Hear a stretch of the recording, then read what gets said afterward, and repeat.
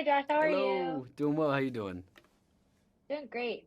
So sorry. I love, just the your vibe this entire movie because he is chaotic as can be, and I kind of love that every time he's on a phone doing something. Like it's just every time we cut to him, he has his phone out trying to swindle someone. Yes, For you, like getting to kind of break into that more villainous era for you. How is that as an actor to kind of get to have that freedom? Because we know you as the hero in a lot of things, and now you get to have like this fun side in the Beekeeper. it's great. In my mind, Derek is a hero.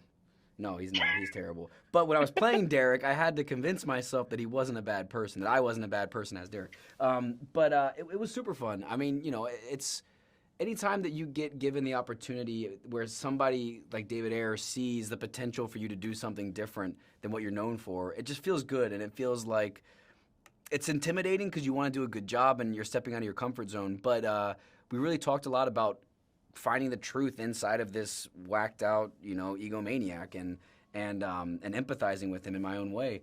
And then within that, David then gave me freedom to improv and just go for it. And when I was doing that, it just felt really loose and it felt really comfortable, scarily comfortable acting as Derek. I'm like, I don't want this to be this comfortable to wear this guy's body around.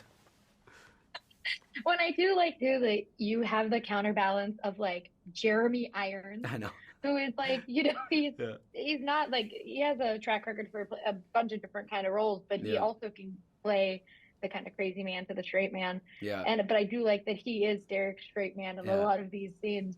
When you're working with someone like Jeremy Irons to kind of make that relationship, which is like contentious already, Hmm. how did you guys kind of navigate that dynamic? Because it's very fun to watch you guys unpack these two and how they have to Yeah. kind of navigate the world with each other.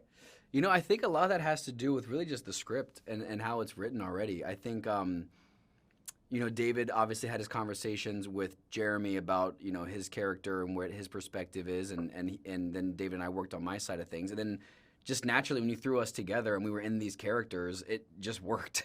And it's really fun. And it was fun for me to get to talk to Jeremy Irons that way. And, nothing I would ever dream of doing outside of this character. Um, but it was really fun, and just like being able to improv and throw extra insults at him from time to time and stuff. It was abusive, for sure. It was abusive, but it was really enjoyable. I liked it.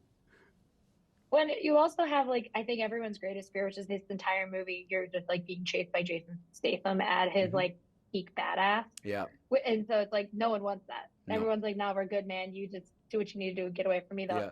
When you, and you finally do have an action sequence with him, it just Hmm. takes a minute. But when you are in a moment like that with Jason Statham and you are part of like this big action number, how do you kind of keep up with someone that is like him? Because he's in the Expendables, which is when you Yeah. know No. that is the action hero that There everyone's gonna there have. is no keeping up with Jason Statham. It's just not, that's not really on the table in the cards. It's not going to happen. So you don't even try. You don't even try.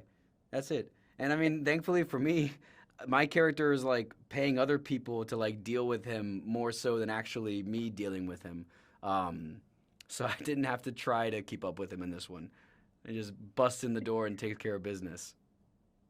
Yeah, Yeah. and I do like your mom. I'm a Doctor Who fan, so I do love that your Oh, cool. mother is my Gemma. Doctor Who queen. Yeah. But this cast is just so much fun. And how is that for you as an actor getting to work with David Ayer, who makes these casts, and they're all so iconic. Like every time you turn as a new actor, you're like, oh my god, Patricia Rashad's in this. Oh my god, Yeah. Emmy's in this, Hmm. and stuff like that. It's amazing. I mean, David has such a knack for finding ways to take, an what could be kind of like a straightforward action thing and elevate it with, visually with the characters and then elevate it with the actors. And so like every character in this movie has like a fantastic dynamic actor at the helm. And it's great. Like working with Gemma and building out that mother-son relationship, as twisted as it was really fun. I didn't really have any scenes with Emmy Raver Yeah. Lampman or with Bobby, but we hung out a bunch and they're really great people. But David always like pulls together really cool casts, and it's cool to watch a director find the balance of making a cool action movie and choreography and dynamic stuff, and then also taking care of finding three-dimensional characters and really building out something interesting in that world too. Yeah, I loved seeing you again in your villain era, and I can't wait for people to get to see the Beekeeper. And thank you so much for talking with me Awesome. today. I really Yeah. appreciate it. Thank you. Awesome. Thank you.